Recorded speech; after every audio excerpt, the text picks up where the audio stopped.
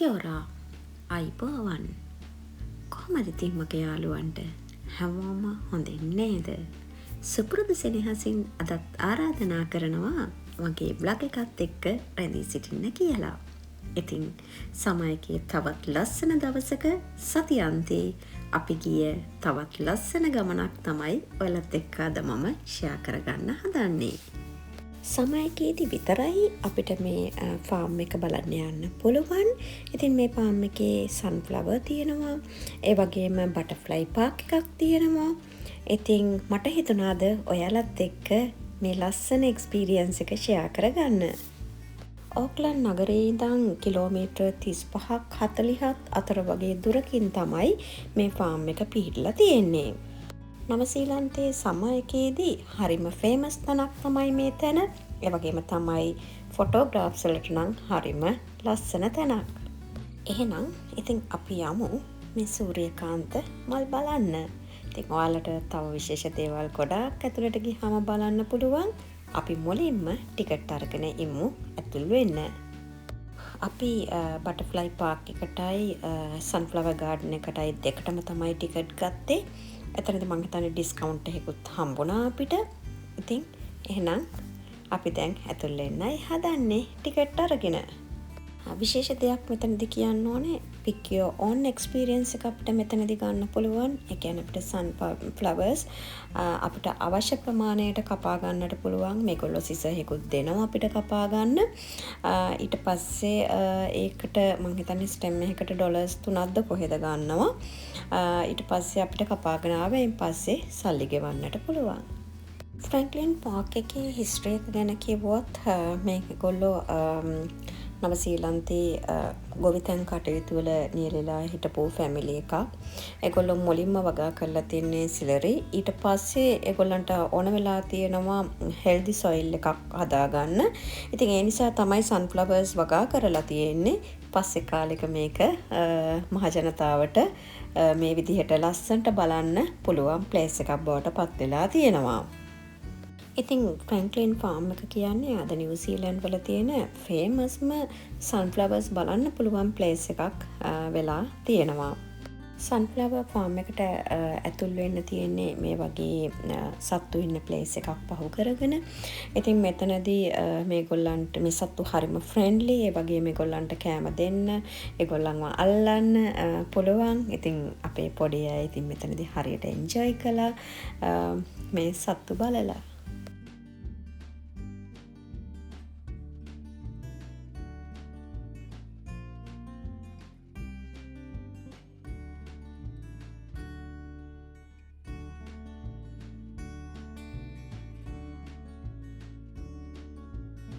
ඔන්න ඉතින් මම ඩෝ එකත් ඕපන් කළා. ඔයාලා හැමෝටම මගේ සන්ෆ්ලවර් ගාඩන් එක බලන්න කියලා. එන්න හැමෝම මගේ සන්ෆ්ලවර් ගාඩන් එකට. ඒ වගේම ලස්සන එක්ස්පීරියන්ස් එකක් ගන්නත් ඔන්න අමතක කරන්න එපා.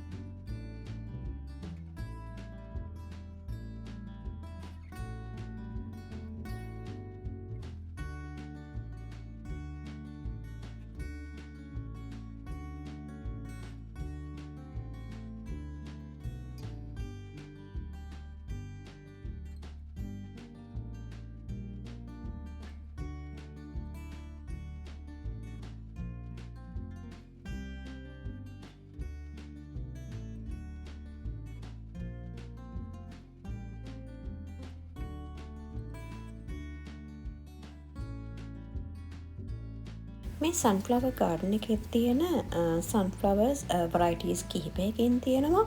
ඉතින් ඔයාලට දකින්න පුළුවන් ගොඩාක් උස giant sunflowers.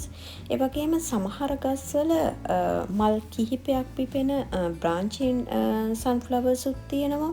ඒ වගේම middle part එක තද කළු පාටක් ගන්න sunflowers උත් තියෙනවා. ඒ වගේම තමයි orange color පාටක් තියෙන sunflowers උත් තිබුණා.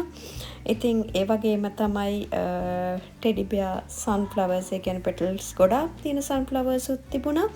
ඉතින් මේ වගේ සන්ෆ්ලවර්ස් වර්ග ගොඩාක් මේ ගාඩන් එකේ තිබුණා අපිට බලන්න.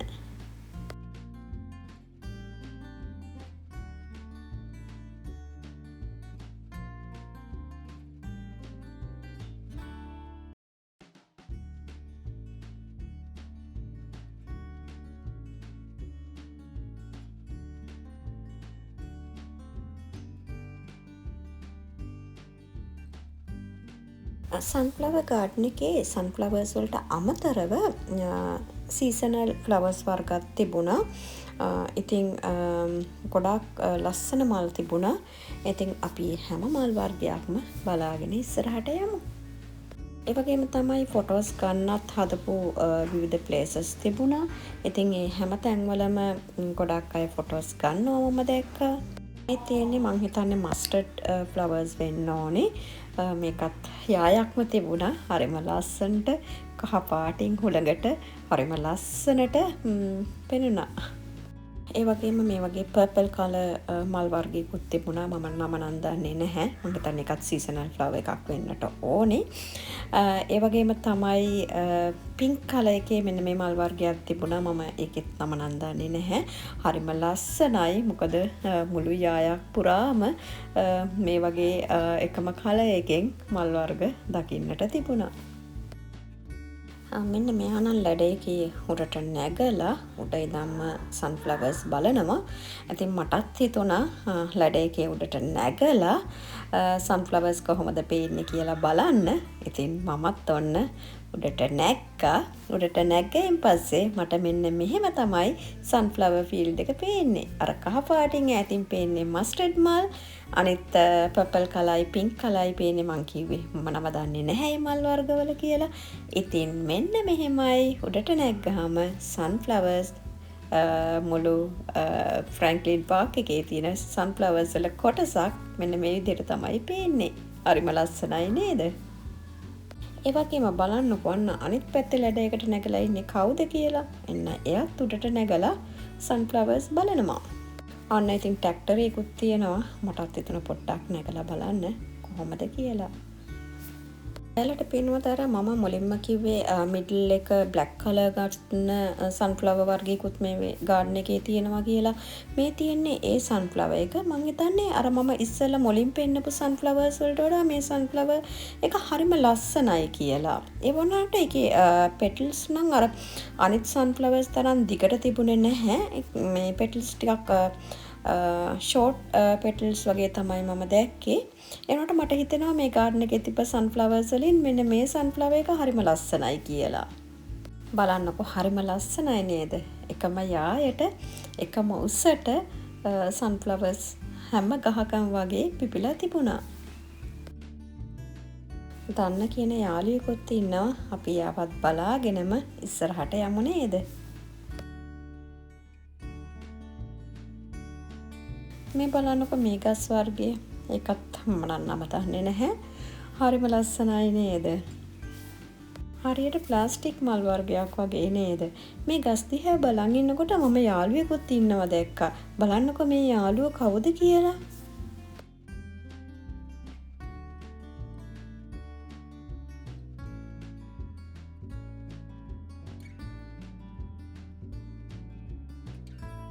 සන්ෆ්ලවර් ගාඩන් එකේ මෙන්න මේ විදිහට අපිට ෆ්‍රී සන්ෆ්ලවර් පැකට් ගන්න තැනක් තිබුණා. ඇත්තටම මමත් මේකෙන් පැකට්ස් කිහිපයක් අරගෙන ආවා.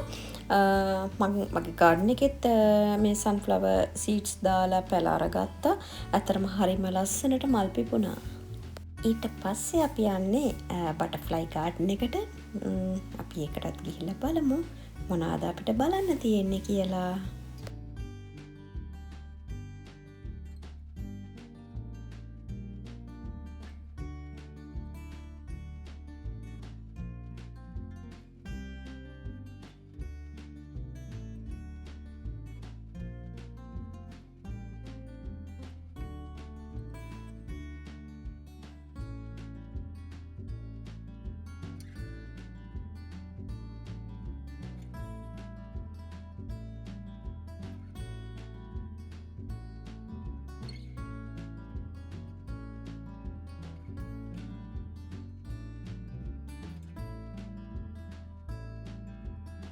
මේ බටෆ්ලයි හවුස් එකේ මොනාජ් බටෆ්ලයි වගේම නිව්සීලන්ඩ් වලට ආවේනික වෙච්ච බටෆ්ලයිස්ලත් ගොඩාක් හිටියා. ඒ වගේම තමයි ඒගොල්ලෝ හරිම නැචරල් එන්වයරන්මන්ට් එකක් තුළ තමයි හිටියේ. ඉතින් ඒ නිසා මේ සත්තු නිදහසේ පියාසර කරමින් මල් වලින් පිරිච්ච මේ වටපිටාව තුල තමයි ඒගොල්ලෝ ලස්සට ජීවත් වෙන්නේ. ඉතින් මටත් හිතුනේ හරිම සයිලන්ස් ඒ වගේම හරිම කාම් එන්වයරන්මන්ට් එකක් තුළ අපිටත් ඒ එක්ස්පීරියන්ස් එක හරිම ලයිව් එක්ස්පීරියන්ස් එකක් ගන්නට මේ බටර්ෆ්ලයි හවුස් එකේදී අවස්ථාව ලැබුණා. මට මතකයි මම ඩුබායි වලදී ගිය බටර්ෆ්ලයි හවුස් එකේදී ඒගොල්ලෝ පර්ෆියුම් එකක් දුන්න අතට ස්ප්‍රේ කරන්න. ඊට පස්සේ තමයි මේ සමනල්ලු ඒ ස්ප්‍රේ එකේ ස්මෙල් එකට තමයි අපේ අතේ ඇවිල්ලා වැහුවේ. නමුත් මෙතනදී මේගොල්ලෝ හරිම නැචරල් එන්වයරන්මන්ට් එකක් තුල ඉන්නේ. ඉතින් ඒ නිසා එතනදි මට හිතුණා අර මම මිට ඉස්සෙල්ලා ගත්ත එක්ස්පීරියන්ස් එකට වඩා මට වෙනස් එක්ස්පීරියන්ස් එකක් හම්බුණා කියලා තමයි මට හිතුනේ.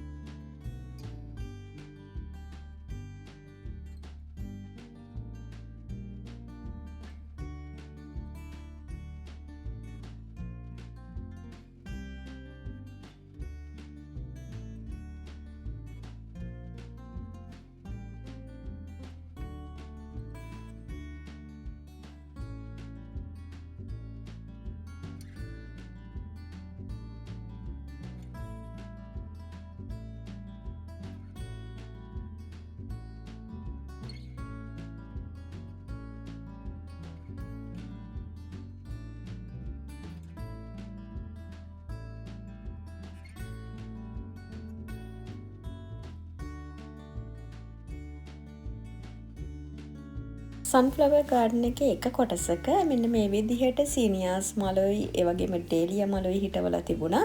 ඉතින් මේගොල්ලෝ මේ මල් හිටවලා තිබ්බේ කලර්ස් මික්ස් කරලා. ඉතින් ඒ නිසා මට හිතෙනවා හරිම ලස්සනයි කියලා. ඒ වගේම තමයි මේ මල් අතර මේ විදිහට අපිට ඇවිදගෙන යනකොට හරියට ගොඩක් සමනල්ලු හිටියා. ඉතින් හරිම මට කියන්න තේරෙන්නේ නැහැ. පුදුමාකාර ආදරණීය ඒ වගේම හරිම හිතට පුදුමාකාර සතුටක් දැනෙන ඒ වගේ ෆීලින් එකක් තමයි මට මේ මල් අතර ඇවිදගෙන යනකොට නම් දැනුනේ.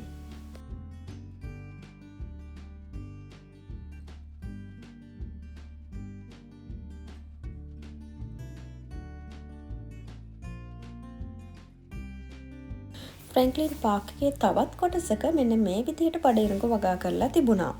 ඉතින් අපි දැන් මේ බඩිරුඟු ගස් අතර මැද්දෙන් යන්නේ අපිට ඕන කරන බඩිරුඟු කරල් ටිකක් කඩා ගන්න.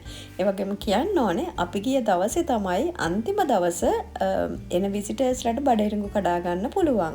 ඉතින් ඒ නිසා යාලා වෙනදා දෙනවටත් වඩා අඩු ගානට තමයි අපි ගිය දවසේ බඩිරුඟු කරල් විකිණුවේ. මේ තියෙන්නේ ෆ්‍රැන්ක්ලින් පාර්ක් එකේ තවත් කොටසක වගා කරලා තියෙන පම්කින් ඒ වගේම වෝටර්මෙලන්.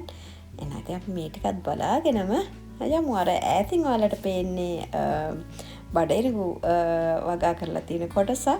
ඒකෙත් මම හිතන්නේ බඩිරුඟු කඩා ගන්නට පුළුවන්.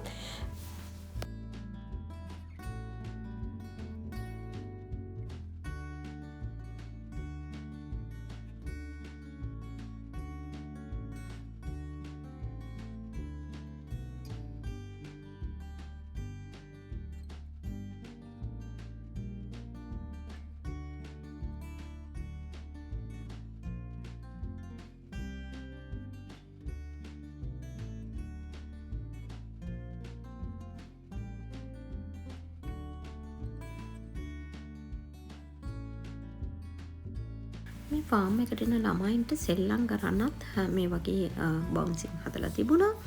ඉතින් හැමෝටම එන්ජොයි කරන්න පුළුවන් විදිහට තමයි මේ ෆාම් එක හදලා තියෙන්නේ.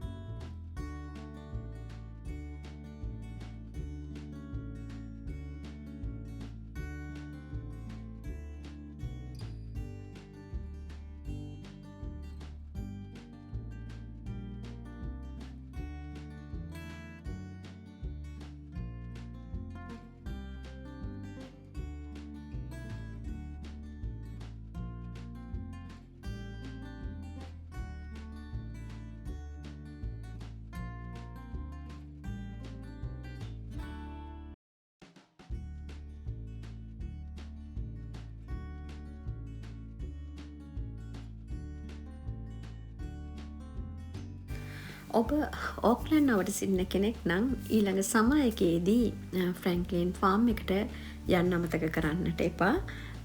එවගේම මේක සතියේ දිනවලත් සති අන්තයේත් ඕපන් කරලා තියෙනවා.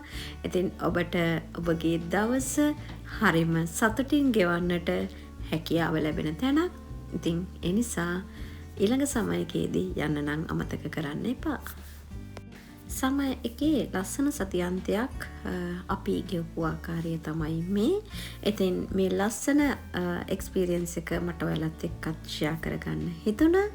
ඉතින් ලබන සතියේ ලස්සන බ්ලොග් එකකින් මුණ ගැහෙන බලාපොරොත්තුවෙන් අදට ගිහින් එන්නම්. හැමෝටම සුබ දවසක් ප්‍රාර්ථනා කරනවා.